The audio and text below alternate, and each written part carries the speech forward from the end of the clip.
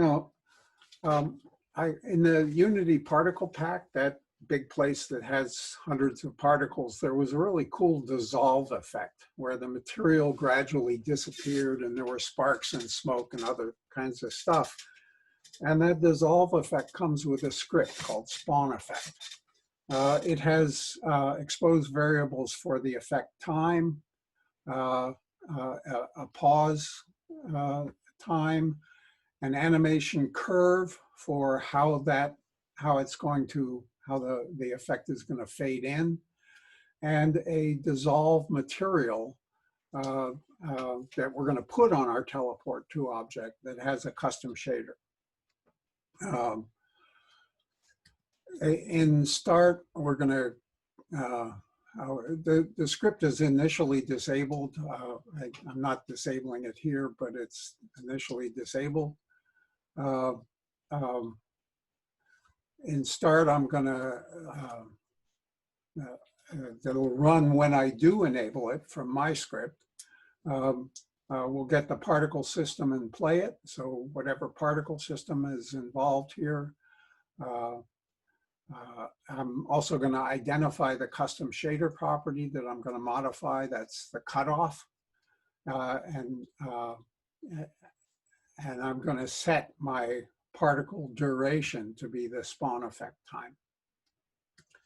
I did find minor modifications were necessary so that the particle effect would play repeatedly. I wanted to be able to reuse these effects, and without this, if particle system is stopped, play it. So this tests to see if the particle effect is stopped, in which case it restarts it. And I also changed the play to stop here for various reasons. Here's the, we're setting the float, the shader property with a renderer material set float. We're using that curve that we're evaluating at a particular time and using the inverse lerp to give us that time from the timer. The timer is up here just accumulating delta times. Our reset shader is something that we'll use later in our script to reset the shader so that it's ready to go again when we come back and revisit our teleport to object. So teleport 3, we need arrays for the spawn effect scripts that are on all of our teleport 2 objects.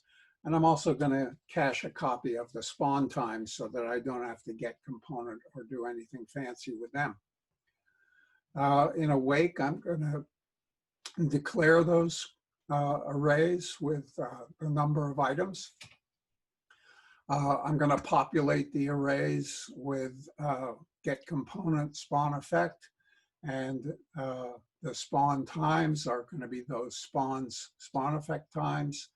And at this point, I'm going to I'm going to disable all of the spawn scripts. So they should be turned off, but I'm going to be sure they're turned off by doing this in the awake function. The on-trigger enter has a lot of the same stuff that we had in teleport 2. I've left it out. The parts that I have to change, I need to enable my spawn script, the spawn effect script that I'm picking with the random number 2. This time I'm going to wait the spawn times, how long the effect is set to go. And when I'm done with that, then I can re-enable my animator and set my isKinetic back to false again, reset the shader, and disable the spawn2 script that I had enabled up there. The reset shader, remember, is that public method in the spawn effect script that sets the shader property back to 0 again. And the play audio clip, of course, is the same. So now Also, that shadow cylinder, which was had its renderer turned off, it was just there to cast a shadow. I've put a transparent material on it so that it is visible. But at any rate, here we go. They're all invisible. I run into the thing and I get this crinkly effect.